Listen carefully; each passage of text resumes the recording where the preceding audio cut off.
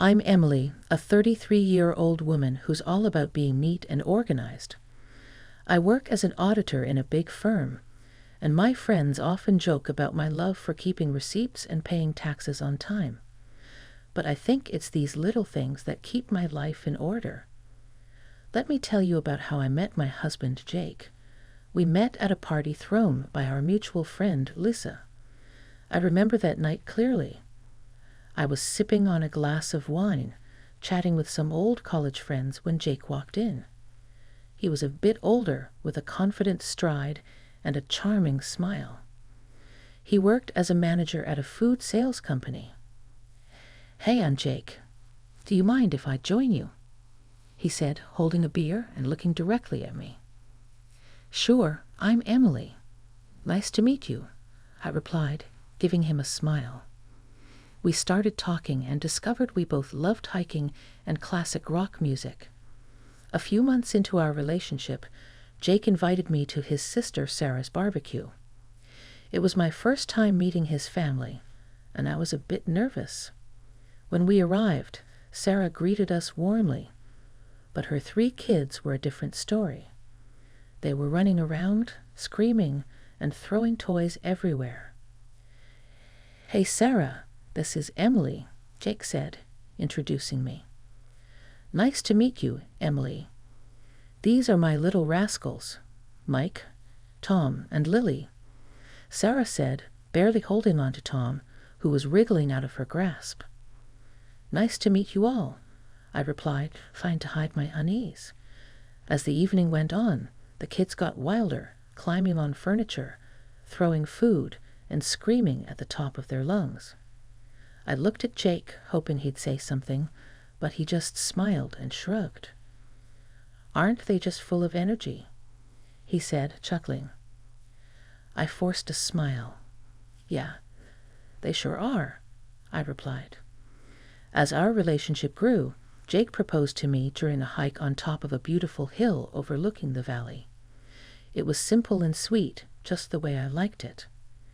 Our wedding was a lovely affair, except for one little hiccup. Sarah's kids were at it again, running around, making a mess, and being loud. Sarah didn't seem to care, and Jake just found it amusing. "Look at them, they're having so much fun," Jake said, laughing as he watched them spill drinks and toss food around. "Yeah, but they're also making a huge mess," I replied, trying to keep my irritation in check. "Oh, come on, Emily. They're just kids." "Let them enjoy," he said, shrugging it off. I didn't want to ruin our special day by arguing, so I let it go, hoping things would get better once we settled into our new life together. After we got married, Jake and I decided to buy a house together. We had been living in a rented apartment but wanted a place to call our own. I was really excited about this new chapter in our lives. One evening after work, Jake and I sat down to talk about our finances and how we'd manage the expenses for our new home. "Emily, we need to figure out how we're going to split the costs," Jake said, leaning back on the couch. "Yeah, I've been thinking about that too," I replied. "I can handle the furniture, appliances, and some art pieces. What about you?" "Well, I was thinking I could buy you a new car. I know your old one is giving you trouble," Jake suggested. I was surprised and happy. "Really? That would be amazing. My car is practically falling apart." "Yeah, I've seen it struggle." "It's time you had something reliable," he said with a smile. We started house hunting right away. After a few weeks, we found a beautiful house that we both loved. It was a bit pricey, but we decided it was worth it. Moving in was a hectic process, but I was excited about decorating our new home. I spent a lot of time picking out furniture and appliances, making sure everything was high quality and stylish. One Saturday, Jake surprised me with the new car. It was a sleek, shiny sedan, and I was thrilled. "Jake, this is incredible." "Thank you so much," I exclaimed, hugging him tightly. "You're welcome, Emily. You deserve it," he said, looking proud of himself. As we settled into our new home, things seemed to be going well. We both enjoyed our jobs and loved coming home to our cozy house. However, there were small things that started to bother me. Jake's laid-back attitude, which I once found charming, was beginning to get on my nerves, especially when it came to household chores. "Jake, can you help me with the dishes tonight?" I asked one evening after dinner. "Ah, Emily, I had a long day at work. Can't we just leave them for tomorrow?" he replied, looking at me with pleading eyes. "Jake, we can't keep putting things off. I'm tired too, but we need to keep this place clean," I insisted. "Fine, I'll do it," he said, sighing heavily as he got up from the couch. A few months into our marriage, I started worrying because I couldn't get pregnant. It was really stressing me out.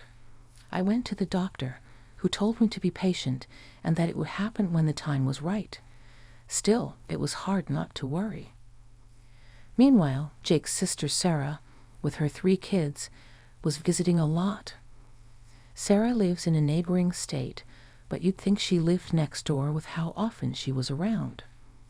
Every time she came over, she'd unload all her problems with her husband on me. It was nonstop. During dinner, while we were trying to relax, she'd be at it, talking about her issues. "Emily, you won't believe what John did this time." Sarah would start rolling her eyes. "Sarah, can we talk about something else for once?" I'd ask, trying to steer the conversation away from her marital drama. "Oh, come on, Emily. I need to vent. You're the only one who understands," she'd reply, not getting the hint at all. And her kids were a nightmare. As soon as they stepped into our house, it was like a circus.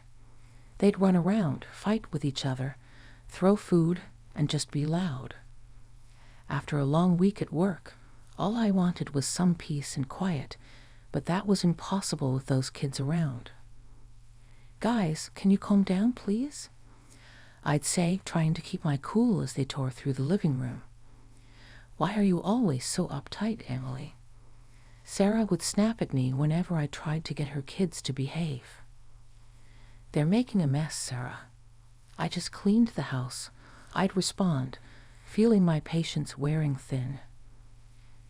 "Well, maybe if you had your own kids, you'd understand," she shot back one day, her words hitting me like a punch in the gut. I was stunned by how insensitive she was, especially knowing how much I was struggling with getting pregnant. It felt like a slap in the face, and I couldn't believe Jake didn't say anything to defend me. "Jake, are you going to let her talk to me like that?" I asked, my voice shaking with anger and hurt. "Emily, calm down. You're making a big deal out of nothing," he said, siding with her again. A big deal out of nothing. She just insulted me in my own home. I shouted, feeling the tears well up. I was so done. I couldn't keep living like this, constantly disrespected in my own home with my husband always taking his sister's side. It was clear to me that something had to change, and soon. One Saturday, Sarah showed up with her 3 kids. She dumped them on me and said, "Emily, I need a break from parenting. I'm going shopping." I couldn't help but chuckle when she said parenting. The woman barely knows what that means. I mean, come on, every time she's here. It's like a zoo. "Fine, Sarah, but you better be quick." I was already feeling the stress coming on. "Thanks. Emily, you're a lifesaver," Sarah chirped, grabbing her purse and bolting out the door before I could say anything else. Great, I thought, just what I needed. I was in the kitchen trying to cook dinner. It's a long process, and I like things done right, but with those kids running wild, it was impossible to focus. They were yelling, running around, and making a mess. "Guys, can you keep it down?" I shouted from the kitchen, hoping they'd listen for once.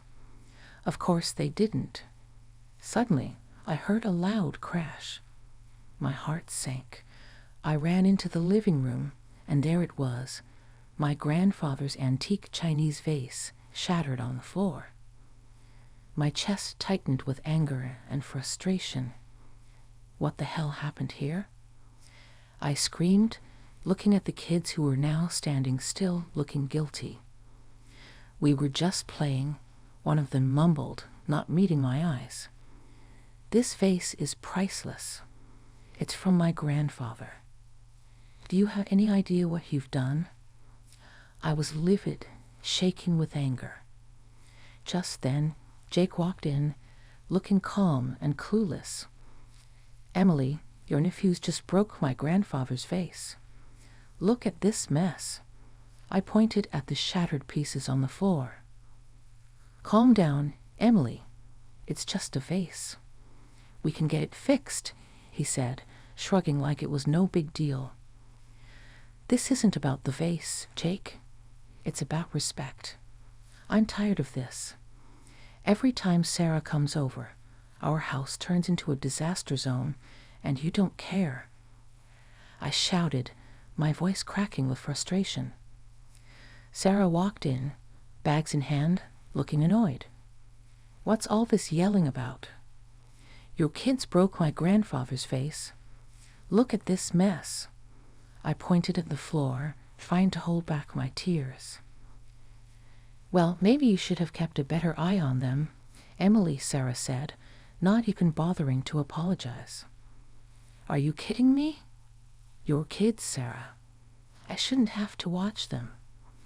I was furious, my hands shaking with anger. Jake just shook his head, looking annoyed. You're overreacting, Emily. Just drop it. Overreacting? I've had enough of this. I'm tired of being treated like I don't matter in my own home. I screamed, tears finally spilling over. Jake stood there, silent and cold, while Sarah smirked as if she had won some victory. I couldn't take it any more. I stormed out of the room, feeling a mix of anger, hurt, and betrayal. We had been dealing with Sarah and her kids' chaotic visits for months, but I had no idea what was coming next. One morning, Jake was sitting at the kitchen table munching on his toast when he casually dropped a bombshell on me. Emily, I need to tell you something. Sarah's getting divorced and she's moving in with us, with the kids, for a few months. I almost dropped my coffee. What? Are you serious? Our house is already a madhouse when they visit for a day. How are we supposed to handle them living here for months? She's my sister, Emily. She needs our help. You need to be more understanding, Jake said, looking at me like I was the one being unreasonable. Understanding? I've been more than understanding, Jake, but this is too much. Why can't we rent a place for her nearby? I'll even pay for the first month's rent, I suggested, trying to keep my cool. No, she'll be better off here. Plus, you can help with the kids and keep things clean, he said like it was the most obvious thing in the world. I'm not a babysitter, Jake. I work too, and I need to relax when I get home, I said, my frustration boiling over. Stop being so selfish, Emily. It's family. They need us, he said, his tone getting sharper. I'm not being selfish, Jake. I'm just asking for a reasonable solution. I'm not going to let my life be turned upside down, I said, feeling my anger bubbling up. Well, they're coming tomorrow evening, so you better get used to the idea, he said, standing up and heading out of the kitchen. I couldn't believe it. I felt completely blindsided and betrayed. The next morning, I woke up early, still fuming from our argument. I got dressed for work and went to grab my car keys, but they were nowhere to be found. I picked up the phone, and when I called, Jake answered, sounding way too calm. I took the car. It's mine, remember? I'm giving it to Sarah so she can use it for the kids. I was stunned into silence for a moment. You're giving my car to Sarah? Are you serious right now? It's not your car, Emily, I paid for it, and she needs it more than you do, he said, his tone matter-of-fact. That's the last straw. Jake, you've taken everything from me, and I'm done, I said, my voice shaking with anger. What are you talking about? Don't be dramatic, Emily, he said, clearly not getting it. I stood there in the hallway, holding my phone, unable to believe what was happening. It felt like a nightmare I couldn't wake up from. How had things gotten so bad? I picked up the phone and called a moving company. Hi, I need a team to move some furniture and appliances today. It's urgent. The movers arrived a couple of hours later. I showed them around the house, pointing out the items to be moved. Take everything. The beds, sofas, chandeliers, even the faucets in the bathroom. The movers got to work, and soon the house started to look empty. I felt a strange sense of relief watching them carry out each piece of furniture. As the last item was loaded onto the truck, I directed them to my mom's house. Everything goes there. Thanks for the quick work, guys, I said, handing them a tip. With the house now bare, I grabbed my essentials and headed to my mom's place. A few hours later, my phone started buzzing. It was Jake calling repeatedly. I ignored the calls, feeling a mixture of anxiety and empowerment. That evening, there was a loud knock on my mom's door. I opened it to find Jake standing there, looking furious. What the hell, Emily? What did you do? He shouted as he stormed into the living room. I took my stuff. You took the car, so I took what I bought, I said, keeping my voice calm. This is insane. You stripped the house bare. Where are Sarah and the kids supposed to sleep? He yelled, his face red with anger. That's your problem, Jake. You made this mess. Now you deal with it, I replied, crossing my arms. You're a thief, Emily. You stole everything? He shouted, waving his arms around. I didn't steal anything. Here are the receipts, I said, pulling out a folder and showing him the proof of purchase for all the furniture and appliances. He looked through the receipts, his anger shifting to frustration. Fine, Emily. If this is how you want to play it, I'll file for divorce. I took a deep breath and handed him a stack of papers. Already done. Here are the divorce papers. Sign them, and we're done. He stared at the papers, his face pale. You're really serious about this, aren't you? Dead serious, Jake. I deserve better than this, I said, feeling a strange sense of calm wash over me. He took a pen from his pocket, signed the papers without another word, and handed them back to me. Fine, Emily. Have it your way. I watched as he turned and walked out of my mom's house, the door slamming behind him. I stood there for a moment, feeling a mixture of relief and sadness. It was over, and I knew it was the right decision. That night, I sat down with my mom and talked about everything that had happened. She was supportive and agreed that I had made the right choice. Emily, you've been through a lot. It's time you focused on yourself and your happiness, she said, giving me a comforting hug. Thanks, Mom. I just need some time to figure things out, I replied, feeling a weight lifted off my shoulders. Over the next few days, I started to settle into a new routine. I began organizing my new space at my mom's house and planning my next steps. It was a fresh start, and for the first time in a long time, I felt hopeful about the future. I knew the road ahead wouldn't be easy, but I was ready to face it head-on. I had reclaimed my life, and there was no turning back. After divorcing Jake, we sold our house and split the money. I decided it was time to set up my new place. My mom's house was great for a bit, but I needed my own space. One afternoon, while sitting in the kitchen with my mom and scrolling through listings, I found a small apartment downtown that looked perfect. I called the realtor, Mark, and scheduled a viewing. The next day I met Mark, and the apartment was cozy and just right. After signing the mortgage agreement, I started planning my move. On moving day, with the help of my mom and friends, I packed up and moved in. That evening, we celebrated with pizza and laughter. As I looked out at the city lights from my balcony, I felt proud and content. Later, Jake called, apologizing and asking to start over. I firmly told him that I had moved on and found peace. I shared the call with Lisa over coffee, and we laughed about Jake's attempt to return. I felt a deep sense of satisfaction and peace, knowing I was ready to move forward with confidence and joy.